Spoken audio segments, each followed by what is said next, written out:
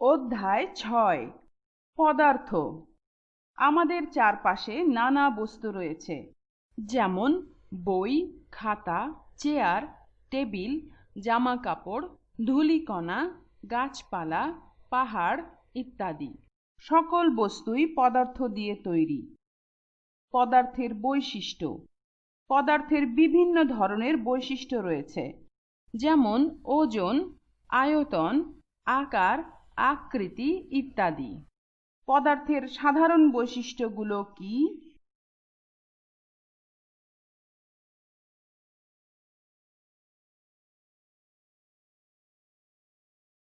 আয়তন। কাজ, পদার্থের বৈশিষ্ট্য, প্রথম ভাগ। কি করতে হবে? পানি সহ একটি পরিষ্কার গ্লাস, রাবার ব্যান্ড এবং কয়েকটি পাথরের টুকরা নিই। নিচে দেখানো ছকের মতো খাতায় একটি ছক তৈরি করি। রাবার ব্যান্ডের সাহায্যে গ্লাসে পানির উপরিতল চিহ্নিত করি এবং প্রথম কলামে ছবিটি আঁকি। গ্লাসের পানিতে পাথরের টুকরা দিই। ছকের দ্বিতীয় কলামে পানির নতুন উপরিতল চিহ্নিত করে ছবিটি আঁকি। পানিতে দেওয়া বস্তুটি সরিয়ে নিই এবং উপরিতলের পরিবর্তন লক্ষ্য করি। ছকের তৃতীয় কলামে পানির পরিবর্তিত উপরিতল চিহ্নিত করে ছবিটি আঁকি। আলোচনা। পর্যবেক্ষণ থেকে নিচের বিষয়গুলো নিয়ে চিন্তা করি। পানিতে কোনো বস্তু দেওয়া হলে পানির উপরিতলের কি পরিবর্তন হয়? বস্তুটি সরিয়ে নেওয়া হলে পানির উপরিতলের কি পরিবর্তন হয়? ফলাফল থেকে পদার্থের কোন বৈশিষ্ট্য আমরা অনুমান করতে পারি? ফলাফল: যখন গ্লাসের পানিতে পাথরের টুকরা দেওয়া হয়, তখন পানির উপরিতল রাবার ব্যান্ড চিহ্নিত স্থানের উপরে উঠে। আবার পাথরের টুকরা সরিয়ে নিলে পানির উপরিতল রাবার ব্যান্ড চিহ্নিত স্থানে নেমে আসে। এই পরীক্ষাটি থেকে আমরা এই সিদ্ধান্তে আসতে পারি যে পাথরের টুকরা পানির মধ্যে নিজের জন্য জায়গা দখল করেছে। সারসংক্ষেপ: পদার্থ জায়গা দখল করে। যেমন একটি বই টেবিলের উপরের জায়গা দখল করে। যখন পদার্থ কোনো জায়গা দখল করে, ওই জায়গাটি একই সাথে অন্য কোনো পদার্থ দখল করতে পারে না। কোনো পদার্থ যে পরিমাণ জায়গা দখল করে তাকে তার আয়তন বলে। আয়তন পদার্থের একটি বৈশিষ্ট্য। কঠিন পদার্থের আয়তন ঘন সেন্টিমিটার বা মিটার এককে পরিমাপ করা হয়। তরল পদার্থের আয়তন পরিমাপের একক হল মিলিলিটার বা লিটার। ওজন। আমরা যখন কোনো বস্তু, যেমন বই বা কলম, হাত দিয়ে উপরে তুলে ধরি, তখন এর ওজন অনুভব করতে পারি। কিন্তু যদি এক দানা চাল বা ছোট এক টুকরো কাগজ হাতের উপর রাখি, তাহলে কি আমরা এর ওজন অনুভব করব? তোমার কি মনে হয়, বস্তুগুলোর কি ওজন আছে? কাজ, পদার্থের বৈশিষ্ট্য, দ্বিতীয় ভাগ। কি করতে হবে? স্ট্র দিয়ে একটি দাঁড়িপাল্লা তৈরি করি এবং একটি চালের দানা ও একটি স্টেপলার পিন নিই। নিচে দেখানো ছকের মতো খাতায় একটি ছক তৈরি করি। এক হাতের উপর একটি চালের দানা রাখি, এরপর একটি স্টেপলার পিন রাখি। কোনো ওজন অনুভব করছি কি? অনুমানটি ছকের ১ নম্বর সারিতে লিখি। দাঁড়িপাল্লার এক পাশে চালের দানাটি রাখি। দাঁড়িপাল্লার কি পরিবর্তন হয় তা পর্যবেক্ষণ করি। দাঁড়িপাল্লার অবস্থাটি ছকের ২ নম্বর সারির প্রথম কলামে অঙ্কন করি। এরপর দাঁড়িপাল্লার এক পাশে স্টেপলার পিনটি দিই। দাঁড়িপাল্লার অবস্থার কি পরিবর্তন হয় তা পর্যবেক্ষণ করি। দাঁড়িপাল্লার অবস্থাটি ছকের ২ নম্বর সারির দ্বিতীয় কলামে অঙ্কন করি। কাজটি নিয়ে সহপাঠীর সাথে আলোচনা করি। আলোচনা। পর্যবেক্ষণের উপর ভিত্তি করে নিচের বিষয়গুলো নিয়ে চিন্তা করি। দাঁড়িপাল্লার এক পাশে কোনো বস্তু রাখলে কি ঘটবে? কেন ঘটবে বলে তুমি মনে করো? এই ঘটনা থেকে তুমি কি কোনো সিদ্ধান্তে আসতে পারো? ফলাফল: চালের দানাটি যে দিকে, দাঁড়িপাল্লাটি সেদিকে হেলে পড়েছে। স্ট্যাপলার পিনটি যে দিকে, দাঁড়িপাল্লাটি সেদিকে হেলে পড়েছে। আমরা যখন দাঁড়িপাল্লার এক প্রান্তে কোনো বস্তু রাখি, তখন বস্তুটি যত ছোটই হোক না কেন, দাঁড়িপাল্লাটি বস্তুটির দিকে হেলে পড়বে। এই পরীক্ষা থেকে আমরা বুঝতে পারি বস্তুর ওজন আছে। সার সংক্ষেপ: পদার্থের ওজন আছে। পদার্থ ধুলা বা বালির কণার মতো যত ক্ষুদ্রই হোক না কেন, তার ওজন আছে। কোনো বস্তুকে পৃথিবী তার কেন্দ্রের দিকে যত জোরে টানছে, তাই হলো বস্তুর ওজন।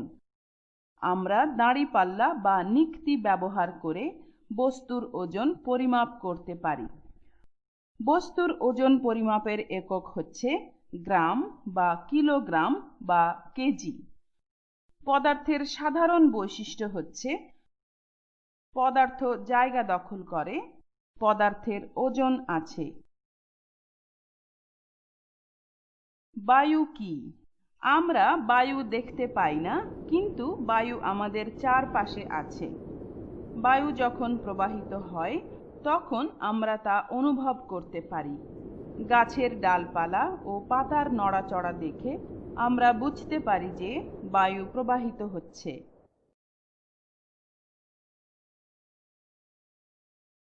বায়ুর বৈশিষ্ট্যগুলো কি?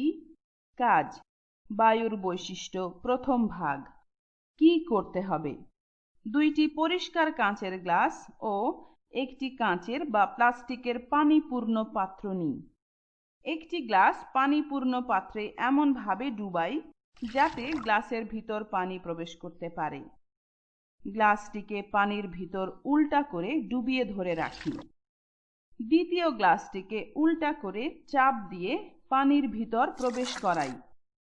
দ্বিতীয় গ্লাসটিকে ঠিক প্রথম গ্লাসটির নিচে নিয়ে সামান্য কাত করি, যাতে দ্বিতীয় গ্লাসের বাতাস প্রথম গ্লাসে যেতে পারে। গ্লাস দুইটির মধ্যে কি পরিবর্তন হচ্ছে তা লক্ষ্য করি এবং ফলাফল খাতায় লিখি।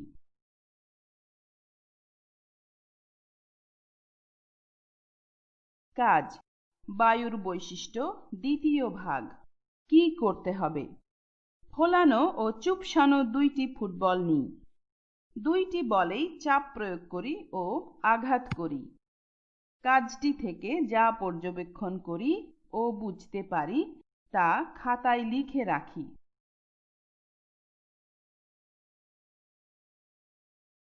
কাজ: বায়ুর বৈশিষ্ট্য তৃতীয় ভাগ। কি করতে হবে? কাঠিতে সুতা বেঁধে একটি দাঁড়িপাল্লা তৈরি করি। দুইটি বেলুন ও একটি আলপিন নিই। বেলুন দুইটিকে এমনভাবে ফুঁ দিয়ে ফুলাই যাতে বেলুন দুইটির আকৃতি একই হয়। পাশে দেখানো ছবির মতো বেলুন দুইটিকে দাঁড়িপাল্লার দুই পাশে ঝুলিয়ে দিই। দাঁড়িপাল্লাটিকে আনুভূমিকভাবে সমান করি। আলপিনের সাহায্যে আলতো করে বেলুনের মুখের দিকে একটি ছিদ্র করি, যাতে বাতাস আস্তে আস্তে বের হয়ে যেতে পারে। বেলুন ও দাঁড়িপাল্লার কি আলোচনা: প্রথম ভাগের কাজ থেকে নিচের বিষয়গুলো নিয়ে চিন্তা করো। গ্লাস দুইটির মধ্যে কি ঘটেছিল, কেন ঘটেছিল? ঘটনাটির ফলাফল থেকে বায়ুর কোন বৈশিষ্ট্য লক্ষ্য করা যায়? দ্বিতীয় ভাগের কাজ থেকে নিচের বিষয়গুলো নিয়ে চিন্তা করো। বল দুইটি নিয়ে খেলা করার সময় তুমি কি অনুভব করেছ ও পর্যবেক্ষণ করেছ? ঘটনাটির ফলাফল থেকে বায়ুর কোন বৈশিষ্ট্য লক্ষ্য করা যায়? তৃতীয় ভাগের কাজ থেকে নিচের বিষয়গুলো নিয়ে চিন্তা করো। দাঁড়িপাল্লার ভারসাম্য কি ঠিক ছিল? কেন ছিল বা কেন ছিল না? দাঁড়িপাল্লার কোন পাশটি ভারী ছিল এবং কেন? এই তিনটি কাজ থেকে বায়ুর কোন কোন বৈশিষ্ট্য লক্ষ্য করা যায়? ফলাফল: আমরা যখন বায়ুপূর্ণ দ্বিতীয় গ্লাসটি পানির নিচে কাত করি তখন দ্বিতীয় গ্লাস থেকে বাতাস প্রথম গ্লাসে প্রবেশ করে। বাতাস প্রথম গ্লাসের পানিকে ঠেলে বের করে দেয়। এই পরীক্ষাটি থেকে আমরা বুঝতে পারি বাতাস প্রথম গ্লাসটি থেকে পানি সরিয়ে সেই জায়গা দখল করেছে। আমরা যখন বায়ুপূর্ণ ফুটবলটিকে আঘাত করি বা চাপ দিই তখন বলের দিক থেকেও একটি বিপরীতমুখী চাপ অনুভব করি। ফুটবলের ভিতরের বায়ু বলটিকে চুপসে যেতে বাধা দেয়। অপরদিকে চুপসানো বলে যখন আমরা আঘাত করি বা চাপ প্রয়োগ করি তখন আমরা বিপরীতমুখী চাপ অনুভব করি না। এর কারণ হলো বলটিতে কোনো বায়ু নেই। এই পরীক্ষা থেকে আমরা বুঝতে পারি চাপ প্রয়োগের ফলে বায়ু বাধা প্রদান করে। দাঁড়িপাল্লায় ঝোলানো বেলুন দুইটির মধ্যে যখন আমরা একটি বেলুনকে আলপিন দিয়ে আলতো করে ফুটো করে দিই তখন দাঁড়িপাল্লাটি ফোলানো বেলুনটির দিকে হেলে পড়ে। এর কারণ হলো ফোলানো বেলুনটির মধ্যে তখনও বায়ু আছে এবং সেটি অন্যটির থেকে ভারী। এই পরীক্ষা থেকে আমরা বুঝতে পারি যে বায়ুর ওজন আছে। সারসংক্ষেপ: পদার্থের ওজন আছে ও জায়গা দখল করে। আবার বায়ুর পরীক্ষাগুলো থেকেও আমরা জানতে পেরেছি যে বায়ুরও ওজন আছে এবং জায়গা দখল করে। সুতরাং বায়ু একটি পদার্থ। এছাড়াও বায়ু চাপ প্রয়োগে বাধা প্রদান করে। বায়ুর যে বৈশিষ্ট্যগুলো রয়েছে সেগুলো হলো: বায়ু জায়গা দখল করে, বায়ুর ওজন আছে, বায়ু চাপ প্রয়োগে বাধা প্রদান করে। শূন্যস্থান পূরণ করো। সঠিক উত্তরে টিক চিহ্ন দাও। পদার্থের সাধারণ বৈশিষ্ট্য কোনটি? বস্তুর ওজন পরিমাপের জন্য নিচের কোন পরিমাপক যন্ত্রটি ব্যবহার করা হয়? রান্নার তেল পরিমাপের একক কোনটি? সংক্ষিপ্ত উত্তর প্রশ্ন। বর্ণনামূলক প্রশ্ন। একটি গ্লাসে কিছু টিস্যু রাখি। এরপর গ্লাসটিকে উল্টা করে আস্তে আস্তে একটি পানির পাত্রে ডুবানোর চেষ্টা করি। নিচের প্রশ্নগুলোর উত্তর দাও।